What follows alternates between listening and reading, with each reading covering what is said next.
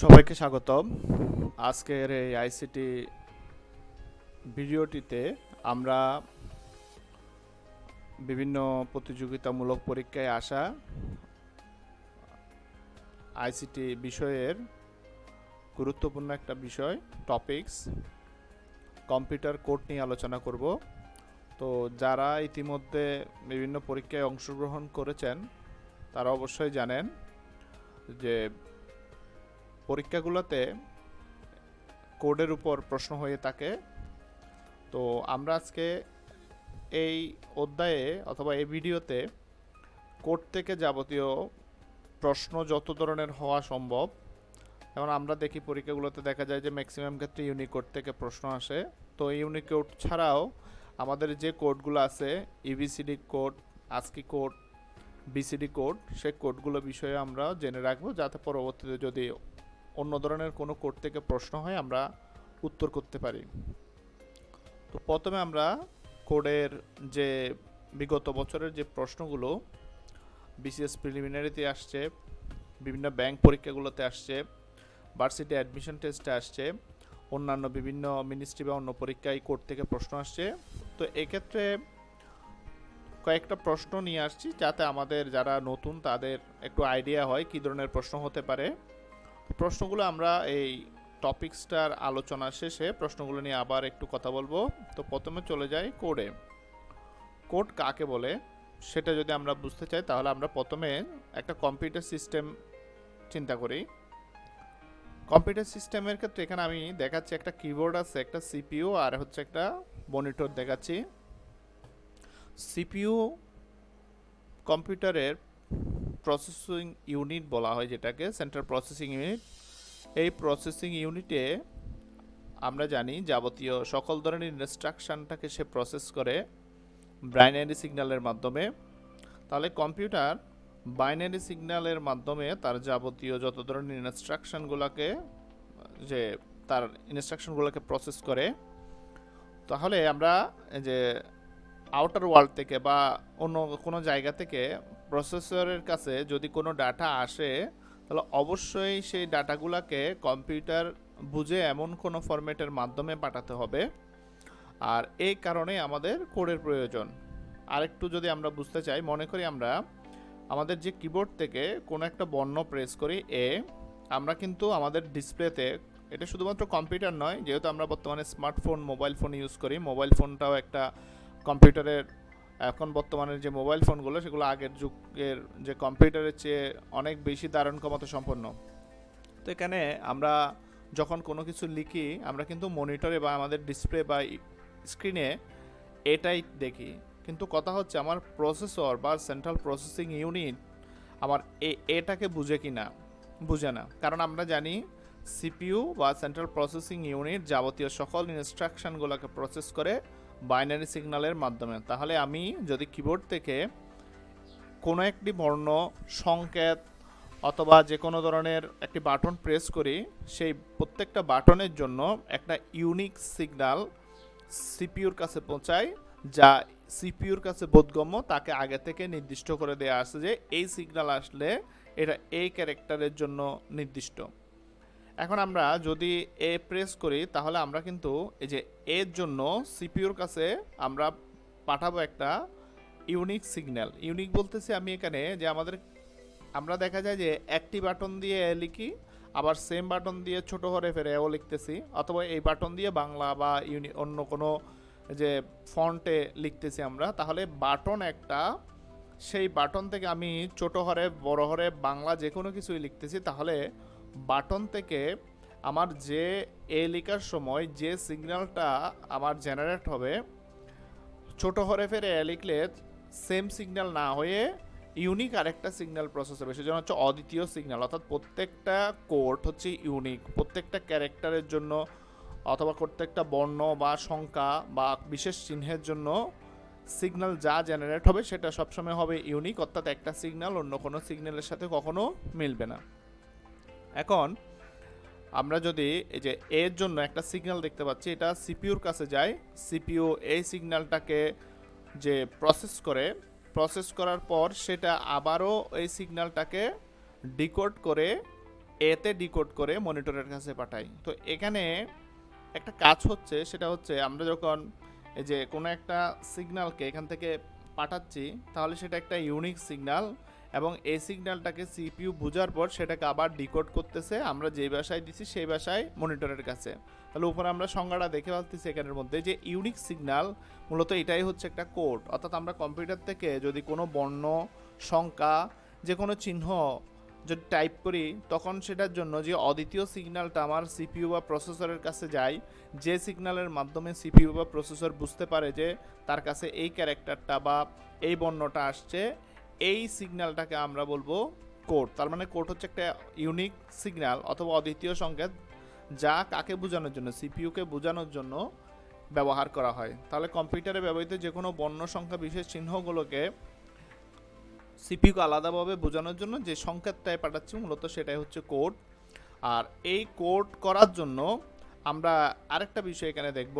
আমরা যদি কখনো সুযোগ হয় ডিজিটাল ডিভাইস বা যে নাম্বার সিস্টেম ডিজিটাল ডিভাইস নিয়ে আলোচনা করা, তো সেক্ষেত্রে এনকোডার এবং ডিকোডার কিছু টপিকস আছে, ওই টপিকসগুলো নিয়ে কথা বলবো। তো তার আগে আমরা এখানে একটু বলে দিই, আমরা যখন কিবোর্ড থেকে কোনো বর্ণ প্রেস করি, সেটা হচ্ছে আমাদের নিজেদের ভাষা বা নিজস্ব ভাষা বা মনুষ্য ভাষা, এবং আমরা যখন প্রেস করার পর যে অদ্বিতীয় সিগন্যালটা জেনারেট হয় সেটা কিন্তু হচ্ছে আমার প্রসেসর বা যন্ত্রের ভাষা। তার মানে মানুষের ভাষাকে যন্ত্রের ভাষায় রূপান্তর করে সিপিইউর কাছে পাঠাচ্ছি, আর সিপিইউ সেই যন্ত্রের ভাষাটাকে নিজে প্রসেস করার পর পুনরায় মানুষের ভাষা করে মনিটরের কাছে পাঠাচ্ছে, এখানে মনিটরের কাছে পাঠাচ্ছে বা আমাদের ডিসপ্লে বা স্ক্রিনে পাঠাচ্ছে। তো এখানে যান্ত্রিক ভাষা থেকে মনুষ্য ভাষা, আবার মনুষ্য ভাষা থেকে যান্ত্রিক ভাষা, দুই ধরনের কাজ হচ্ছে। তো আমরা একটাকে বলবো এনকোডিং এবং আরেকটাকে বলবো ডিকোডিং। তো এখান থেকে আরেকটা গুরুত্বপূর্ণ প্রশ্ন হতে পারে, সেটা হচ্ছে এনকোডিং কাকে বলে। তো এনকোডিং বা এনকোডার সার্কিট কাকে বলে? এনকোডিং হচ্ছে মানুষের ভাষাকে যন্ত্রের ভাষায়, অথবা আমরা একটি ভাষাকে যখন যন্ত্রের ভাষায় রূপান্তর করব সেটাকে আমরা বলবো এনকোডিং। আর এই প্রসেস করার পর প্রসেসর সেই যন্ত্রের ভাষাটাকে পুনরায় মনুষ্য ভাষায় যখন কনভার্ট করে, তখন তাকে আমরা বলবো ডিকোডিং। মূলত এই কাজটা আমরা জানি যে আমাদের যে কম্পাইলার আছে, ইন্টারপ্রেটার আছে, এই যন্ত্রগুলো যে কি করে আমাদের ভাষাটাকে মেশিন ল্যাঙ্গুয়েজে কনভার্ট করে দিয়ে দেয়। তো প্রোগ্রামিং ভাষার যে বর্ণনাগুলো আছে সেখানে হয়তো পরবর্তী কোনো সময় এটা আলোচনা করা যাবে। তো আমরা এখান থেকে যেটা বুঝলাম, এনকোডিং কাকে বলে। এনকোডিং হচ্ছে মানুষের ভাষাকে যন্ত্রের ভাষায় রূপান্তর করা, আর ডিকোডিং হচ্ছে যন্ত্রের ভাষাকে মানুষের ভাষায় রূপান্তর করা। আর ইনপুট সাইডে আমরা দেখি এনকোডিং হয়, আর আউটপুট পাশ অংশে কি হয়, ডিকোডিং হয়। আর এনকোডিং করার জন্য যে সার্কিটটা ব্যবহার করা হয় তাকে বলা হয় এনকোডার, আর ডিকোডিং করার জন্য যে সার্কিটটা ব্যবহার করা হয় তাকে বলা হয় ডিকোডার। তো আমরা এখান থেকে যা জানলাম সেটা হচ্ছে কোড হচ্ছে একটি ইউনিক সিগন্যাল যা সিপিইউর কাছে পাঠানো হয় সিপিইউ বোঝার জন্য, এটাই মূলত কোড। এরপরে কোডের পরে আমরা বিভিন্ন ধরনের কোডগুলা সম্পর্কে একটু জানবো। আমরা জানি আমাদের অক্টাল কোড আছে, হেক্সাডেসিমাল কোড আছে। তো আমরা জানি অক্টাল কোড সেটা হচ্ছে একটা 3 বিটের কোড, ওই যে 3 বিট বাইনারি রিপ্রেজেন্টেশন আমরা জানি অক্টালস মিনস, আর হেক্সাডেসিমালস মিনস হচ্ছে 4 বিট বাইনারি রিপ্রেজেন্টেশন। তো হেক্সাডেসিমাল কোডটা হচ্ছে 4 বিটের কোড, যেখানে আমরা এই যে 4 বিটে হেক্সাডেসিমাল সংখ্যাগুলোকে প্রকাশ করতে দেখি যখন বেস কনভার্সনের যে ম্যাথগুলো আছে, ওখানে আমরা যে ম্যাথগুলো করি ওখানে এই ধরনের প্রসেসের মাধ্যমে হেক্সাডেসিমাল এবং অক্টাল কোড পাওয়া যায়। এরপরে আমাদের সব কোডের প্রয়োজনে আমরা মূলত গুরুত্বপূর্ণ যে কোডগুলো আছে সেই কোডগুলো নিয়ে এই লেকচারে আলোচনা করব। BCD code, Gray code, Morse code, alphanumeric code. আর আমাদের আজকের আলোচনা থাকবে মূলত বিসিডি কোড এবং হচ্ছে আলফা নিউমেরিক কোডগুলো নিয়ে। তো আমরা আলফা নিউমেরিক যে কোডগুলো, সেই কোডগুলো থেকে আমরা জনপ্রিয় যে আলফা নিউমেরিক কোডগুলো আছে সেগুলো একটু দেখব। তো জনপ্রিয় আলফা নিউমেরিক কোড হচ্ছে আমাদের জন্য 3টা আলফা নিউমেরিক কোড জনপ্রিয় কোড। সে 3টা আলফা নিউমেরিক কোড জনপ্রিয় আলফা নিউমেরিক কোড বলতেছি, তার মধ্যে আছে আমাদের আজকি কোড, এবিসিডি কোড এবং ইউনিকোড। তো আমরা যারা ইতিমধ্যে পরীক্ষা দিয়েছি তারা হয়তো জানি আজকে এবং ইউনিকোড থেকে বিভিন্ন সময় পরীক্ষায় প্রশ্ন আসছে। তো আমরা শুরুতে আলোচনা করব হচ্ছে বিসিডি কোড নিয়ে। বিসিডি এর পূর্ণরূপ হচ্ছে বাইনারি কোডের ডেসিমেল, অর্থাৎ পূর্ণরূপটা হচ্ছে বাইনারি কোডের ডেসিমেল। তো কোডটা কীরকম, আমি একটা নাম্বার যদি লিখি, নাম্বারে আসতেছি, প্রথমে 420 একটা নাম্বার নিলাম। এই নাম্বারটাকে যদি আমি এই যে সমকক্ষ 4টি বাইনারি বিটের সাহায্যে প্রকাশ করতে পারি তাহলে একটা কোড পাবো। যেমন 4, আমরা যে বাইনারি লিস্ট আছে সে বাইনারি লিস্ট আশা করি সবাই জানি যে বাইনারি সংকেতের যে লিস্ট আছে, তো যদি না জানি তারপরও আমরা আরেকবার একটু দেখে নিতে পারি। তো সেক্ষেত্রে আমরা যদি দেখি যে বাইনারি সিগন্যালিং যেগুলো আছে, তো সেক্ষেত্রে আমরা জানি যে 0 1 2 3 4 5 6 7 8 9 10 11 12 13 14 এবং 15 পর্যন্ত আমরা যে সংখ্যাগুলো যদি মনে রাখতে পারি, তো এইটা হচ্ছে ডেসিমেল নাম্বার। আর আমার যে অক্টালের ক্ষেত্রে আমাদের দরকার না, আমরা বাইনারিটা আগে জানবো কারণ আমাদের বাইনারি সিগন্যালটা আমাদের লাগবে। তো 0-র জন্য 0, আর এক্ষেত্রে হচ্ছে এটা 0 1, বা সরাসরি আমরা কি লিখতে পারি ওই যে 1 লিখতে পারি। এরপরে 2 এর বাইনারি হচ্ছে 1 0 1 1, 4 এর জন্য 1 0 0, এরপরে 5 এর জন্য 1 0 1, 6 1 1 0, এরপর হচ্ছে 7 এর জন্য আমরা হচ্ছে 1 1 1, 8 এর জন্য 1 0 0 0, এরপর হচ্ছে 9 এর জন্য 1 0 0 1, এরপরে 1 0 1 0, এরপরে আমাদের আছে 11, তারপরে হচ্ছে 1 0 1 1, তারপর 12 1 1 0 0, এরপর হচ্ছে 1 1 0 1, এরপরে 14 এর জন্য 1 1 1 0, আর 15 এর জন্য 1 1 1 1। আমরা এই ধরনের বাইনারি যে সিগন্যালগুলো সেটা আমরা যে বাইনারি ফরম্যাট, তো এটা যদি না পারি তাহলে সেক্ষেত্রে আমরা যদি পরবর্তীতে নাম্বার সিস্টেম নিয়ে আলোচনা করি সেখানে শর্টকাট মেথডের মাধ্যমে দেখানোর চেষ্টা করব কিভাবে শর্টকাট আমরা এগুলো মনে রাখতে পারি। তো আমরা যে নাম্বারটা আলোচনা করছিলাম 420, তো এটাকে যে কাজটা করব সমকক্ষ 4টি বাইনারি বিটের সাহায্যে প্রকাশ করব। তো সমকক্ষ 4টি বাইনারি বিটের সাহায্যে যদি প্রকাশ করি তাহলে সমকক্ষ 4টি বাইনারি বিট, সেক্ষেত্রে আমরা এই যে 4 এর জন্য আমরা এই যে 4 এর জন্য 1 0 0, 4 ইকুয়াল হচ্ছে 1 0 0, তো 4 বিটে যদি প্রকাশ করি আমরা 1 0 0 1 দিলে কিন্তু তার মানের পরিবর্তন হয়ে সেটা কি হয়ে যায় আমার 8 এর সমতুল সংখ্যা হয়ে যায়। তো সেক্ষেত্রে আমরা এটা ব্যবহার না করে আমরা সবসময় শূন্যটা যোগ করব, একটা অতিরিক্ত শূন্য যোগ করব, সেটা হচ্ছে সংখ্যার শুরুতে। তার মানে আমি লিখতে পারি 0 1 0 0, তাহলে 0 1 0 0, এটা হচ্ছে 4। 2 এর জন্য আমরা পাচ্ছি 1 0, তাহলে যদি 4 বিটে প্রকাশ করি 0 0 1 0, আর 0 এর জন্য 4টা 0 দিয়ে দিলাম। তাহলে আমরা এখানে কি পাচ্ছি, এখানে পাচ্ছি 0 1 0 0 0 0 1 0 0 0 0 0। তো এটা হচ্ছে একটি কোড, বিসিডি কোড। এটা কার জন্য, সেটা হচ্ছে 420, এই যে ডেসিমেল সংখ্যা তার বিসিডি রিপ্রেজেন্টেশন হচ্ছে এটা। তাহলে আমরা বিসিডি কোডে চলে আসি। বিসিডি কোডের রিপ্রেজেন্টেশনের কথা বলতেছি, বিসিডি কোড কিভাবে পাই। তো আমরা বিসিডি কোডে আবারও আমরা একটু আলোচনা করব এখানে। বিসিডি কোড কাকে বলে, তাহলে বিসিডি কোড হচ্ছে 0 থেকে 9 পর্যন্ত দশমিক সংখ্যাগুলোকে যদি আমরা সমকক্ষ 4টি বাইনারি বিটের সাহায্যে প্রকাশ করি তখন যে কোডটা পাই তখন তাকে আমরা বলবো বিসিডি কোড। এই যে কিছুক্ষণ আগে আমরা দেখালাম, এটা এখানে দেখাচ্ছি। এরপরে আমরা বিসিডি কোডটা জেনে গেলাম। এবার হচ্ছে খুবই গুরুত্বপূর্ণ প্রশ্ন, সেটা হচ্ছে বিসিডি কোড কোথায় ব্যবহার করে। এখানে একটা এনবিসিডি যদি পূর্ণরূপ আসে কখনো, তাহলে এনবিসিডির ন্যাচারাল বাইনারি কোডের ডেসিমেল। আর অবশ্যই পরীক্ষার জন্য যেটা ইম্পর্টেন্ট আমাদের, সেটা হচ্ছে যদি পরীক্ষার প্রশ্ন আসে ক্যালকুলেটরে কোন কোড ব্যবহার করা হয়, ডিজিটাল ঘড়িতে কোন কোড ব্যবহার করা হয়, ডিজিটাল বোর্ড মিটারে কোন কোড ব্যবহার করা হয়, তাহলে আমাদের উত্তর হবে বিসিডি কোড ডিজিটাল ঘড়ি, ক্যালকুলেটর, ডিজিটাল বোর্ড মিটার ইত্যাদিতে ব্যবহার করা হয়।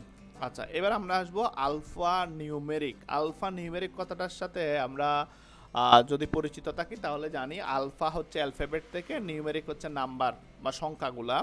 তাহলে নাম্বার এবং অ্যালফাবেটগুলোকে রিপ্রেজেন্ট করার জন্য যে কোড তাকে আমরা বলবো আলফা নিউমেরিক কোড।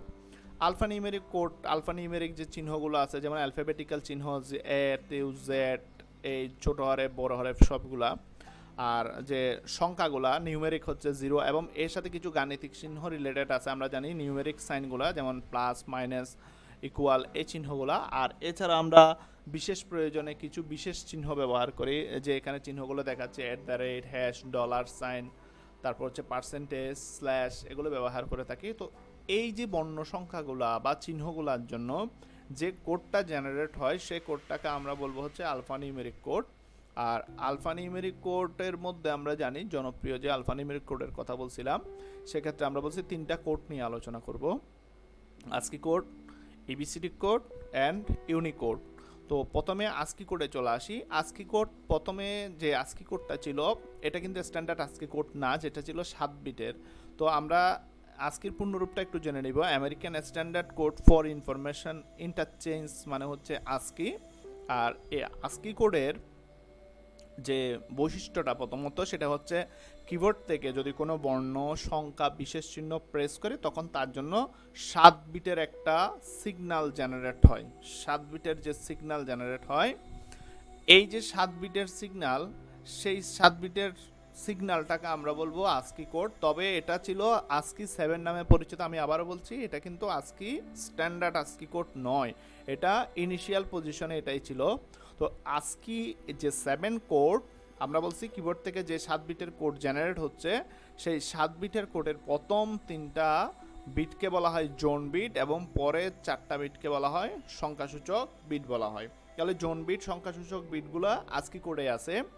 এখন কথা হচ্ছে এই যে 7 বিট দিয়ে কতটি অদ্বিতীয় সংকেত তৈরি করা যাবে।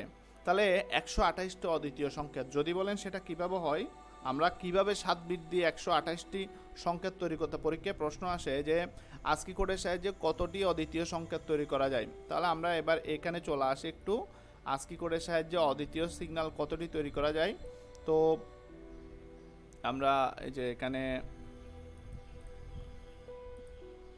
আস্কি কোডের সাহায্যে অদ্বিতীয় সংকেত তৈরি করা যায় সেটা যদি বুঝতে চাই, আমরা একটা কাজ করব, সেটা হচ্ছে এই যে বিভিন্ন কোড, বর্ণ বা সংখ্যার জন্য যে আমরা যে সহজ কথা বলতে পারি, যে মনে করি একটা যে সিম কোম্পানি আমাকে বলল যে আপনাকে 2টা ডিজিট দিলাম, একটা হচ্ছে 0 আর একটা হচ্ছে 1, আপনি এই 2টা ডিজিট দিয়ে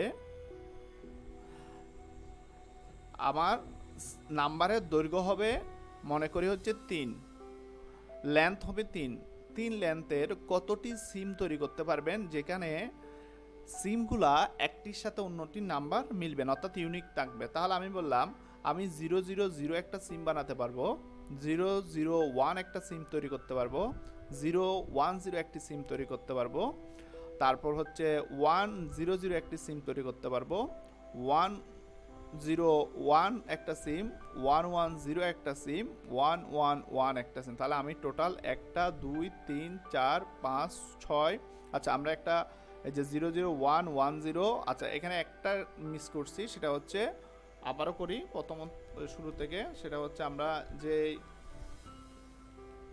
10 পরে হচ্ছে আমার 11, তারপর হচ্ছে 100, এটা বাইনারি সংকেতগুলোই আমরা দেখতেছি এখানে। তারপর হচ্ছে এই যে 101 110 111, তাহলে টোটাল আমরা সিগন্যাল পাচ্ছি 4টা, এখানে 4টা, তাহলে টোটাল হচ্ছে 8টা সিগন্যাল তৈরি করতে পারি।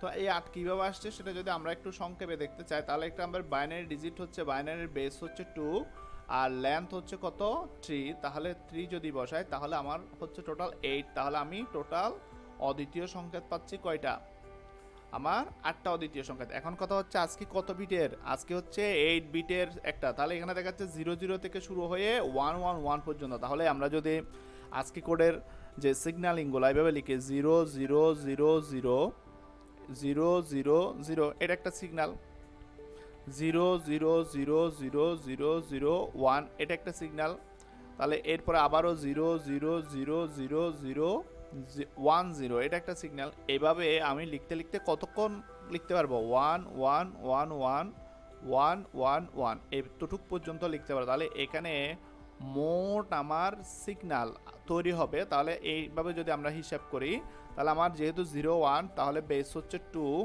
আর এখানে যেহেতু লেন্থ হচ্ছে 7, তাহলে আমি এখানে নিলাম 7, তাহলে হচ্ছে 128টি সিগন্যাল। যদি কেউ বুঝতে কষ্ট, আপনারা চাইলে লেখা শুরু করতে পারেন, তো লিখলে 128টি অদ্বিতীয় সংকেত কি করা যাবে, পাওয়া যাবে। তাহলে আজকি 7 যেটা আগে ছিল, যেটা স্ট্যান্ডার্ড 9 বলছি, তো সেক্ষেত্রে অদ্বিতীয় সংকেত তৈরি করা যেত কয়টি, আচ্ছা তাহলে অদ্বিতীয় সংকেত তৈরি করা যেত কতটি, সেটা হচ্ছে আমাদের এই যে আমরা এটা হয়তো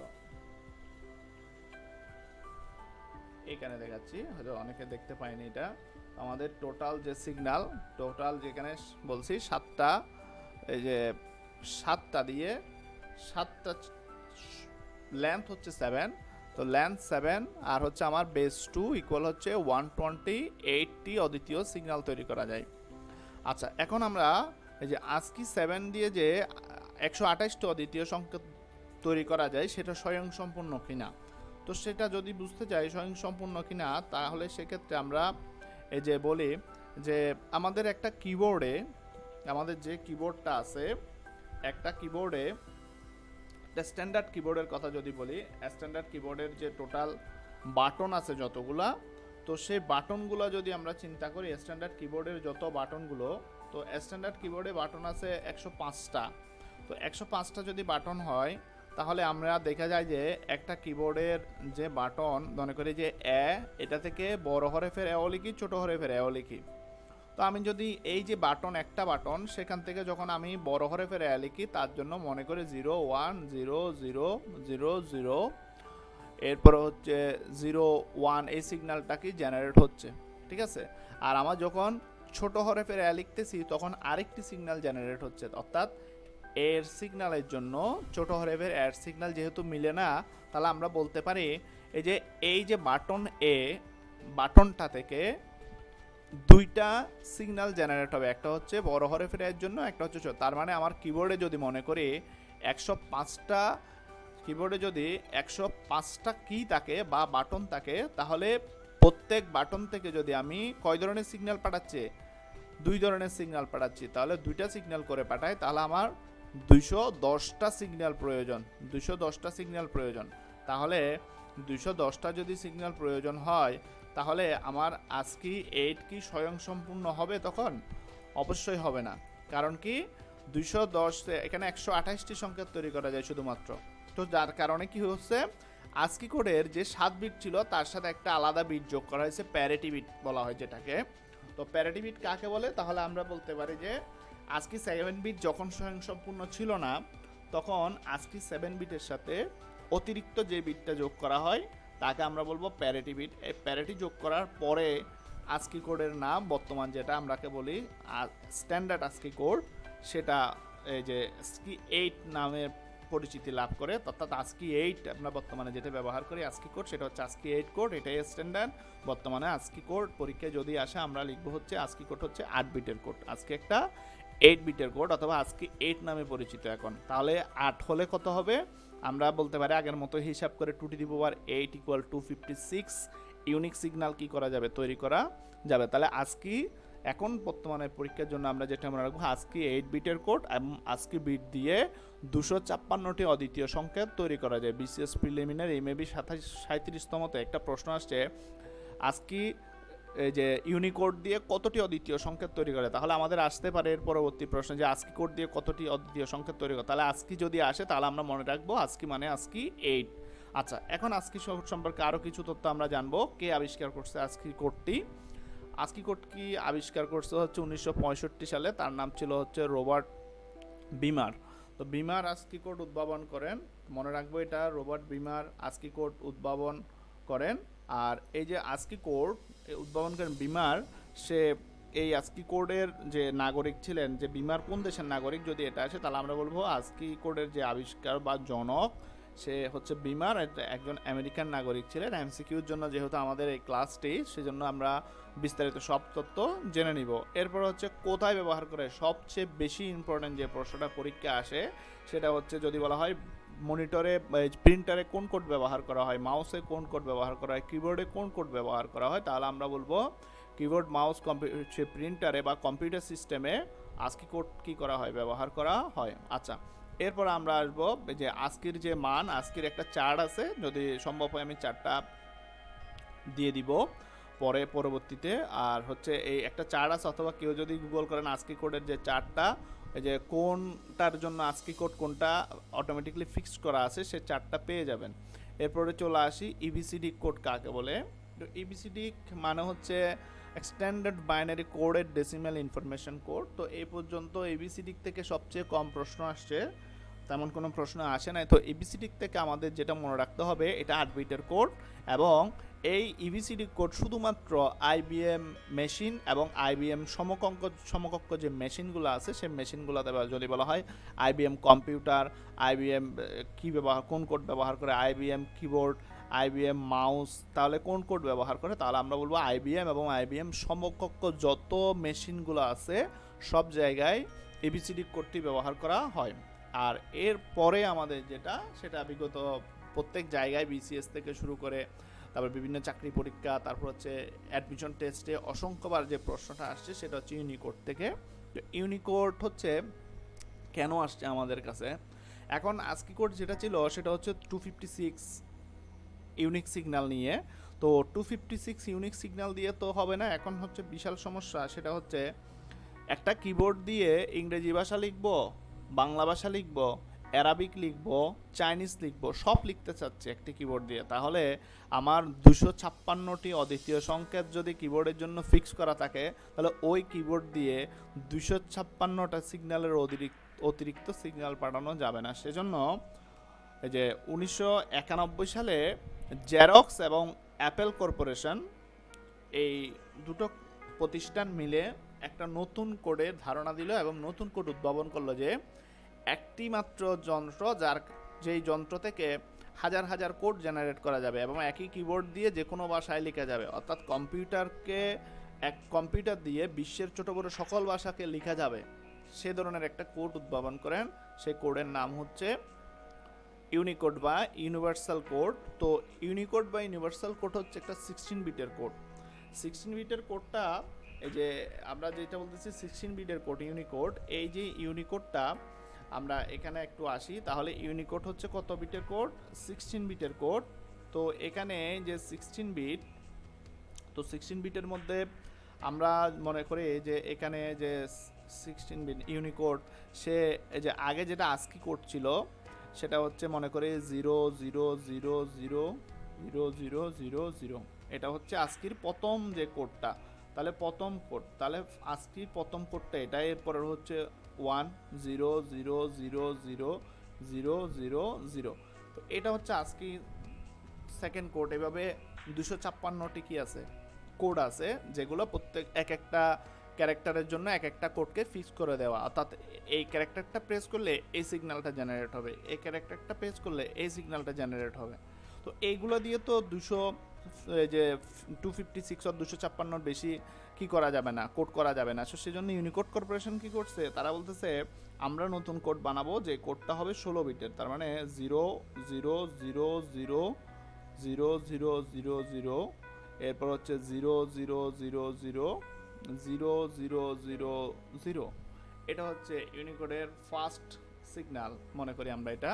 তো ইউনিকোডের যে ফার্স্ট সিগন্যাল, তখন আজকি যেহেতু প্রচলিত একটা এই যে কোডিং প্রসেস, তো ইউনিকোড কর্পোরেশন চিন্তা করলো যেহেতু একটা চালু আছে, সেটাকে আমরা ব্রেক না করে যদি এটার সাথে এটাকে কমিট করা যায়, যদি এটার সাথে কম্বাইন করা যায়, তাহলে সুবিধা, আমাদের আর কোনো ধরনের লেআউট চেঞ্জ করতে হচ্ছে না সব কিছু। তো তারা কি করলো, এই যে দ্বিতীয় সিগন্যালটা হচ্ছে 10000000, এরা এই যে একের পর হচ্ছে সবগুলো হচ্ছে 0000000, অর্থাৎ এই যে প্রথম এখান থেকে শুরু করে প্রথম যে ইউনিকোডের প্রথম 256টি সংকেত, 256টি সিগন্যাল সরাসরি কার সাথে মিল রাখছে, আস্কির সাথে মিল রাখছে, আস্কির সাথে মিল রাখা হয়েছে।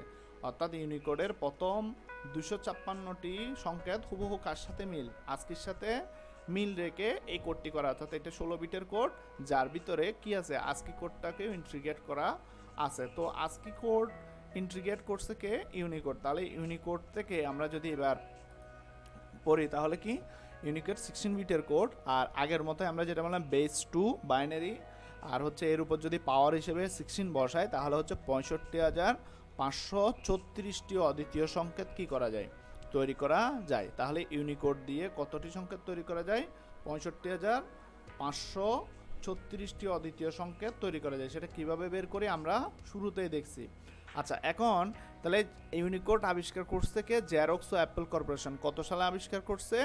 1991 সালে। যদি বলে ইউনিকোড কেন আবিষ্কার করছে, তাহলে বিশ্বের ছোট বড় ভাষা সবগুলাকে কম্পিউটার কোডের অন্তর্ভুক্ত করার জন্য ইউনিকোড আবিষ্কার করা হয়। আর একটা কথা, সেটা হচ্ছে যদি বলা হয় বাংলা ভাষা লিখতে পারি কোনটির কারণে, আমরা সহজে বাংলা লিখতে পারি, তাহলে সেটা হচ্ছে ইউনিকোডের কারণে আমরা লিখতে পারি। আর আজকে ইউনিকোডের সাথে কম্পিটেবল সেটা আমরা দেখছি। তো আমরা এর পরবর্তীতে, তো আজকের লেকচারটা মূলত এতটুক পর্যন্ত। তো তারপরও আমরা যে শুরুতে বলছিলাম কিছু প্রশ্ন নিয়ে আলোচনা করব, আমরা প্রশ্নগুলোতে একটু চলে যাই। যে প্রথম স্লাইডে আমাদের কিছু প্রশ্ন ছিল, সে প্রশ্নগুলো একবার দেখলে আমরা বুঝে যাব যে আজকের এই টপিকস থেকে যে প্রশ্নগুলো আসছে, কয়েকটা মাত্র 3টা প্রশ্ন নিয়ে আসছি। তো এখানে বলা হচ্ছে একটি স্ট্যান্ডার্ড আজকি কোড কত বিটের হয়? এটা হচ্ছে রাজশাহী বিশ্ববিদ্যালয়ে অ্যাডমিশন টেস্টে আসে প্রশ্নটি। সেটা হচ্ছে আজকি আমরা জানি, আমরা হচ্ছে স্ট্যান্ডার্ড আজকি মিনস 8 বিট আজকি। আর হচ্ছে বাংলা বর্ণমালা কোন কোডের অন্তর্ভুক্ত? তাহলে আমরা যে কিছুক্ষণ আগেই বললাম বাংলা বর্ণমালা, সেটা হচ্ছে ইউনিকোডের অন্তর্ভুক্ত। এরপরের প্রশ্ন যেটা, সেটা হচ্ছে ইউনিকোডের মাধ্যমে বিসিএস প্রিলিমিনারিতে আছে প্রশ্নটি, সম্ভাব্য কতগুলো চিহ্নকে নির্দিষ্ট করা যায়? তাহলে আমরা জানি ইউনিকোড যেহেতু 16 বিটের কোড, তাহলে 2^16 ইকুয়াল হচ্ছে 65,534টি অদ্বিতীয় সংকেত তৈরি করা যায়। তো আজকে হচ্ছে আমাদের যে কোডের যে টপিক্সটা, সেই টপিক্সটা ছিল এতটুকু পর্যন্ত মূলত। তো এই যে আমাদের এই টপিক্সটা যে সবাই খুবই ইম্পর্ট্যান্ট, তো যদি পারি আমরা এটা নোট করে রাখবো, এবং বিগত যে পরীক্ষার প্রশ্নগুলো যদি দেখি, আশা করি সবগুলো আমরা এখন আনসার করতে পারবো। সো ধন্যবাদ সবাইকে, আজকে এতটুকু পর্যন্ত, সবার জন্য শুভকামনা।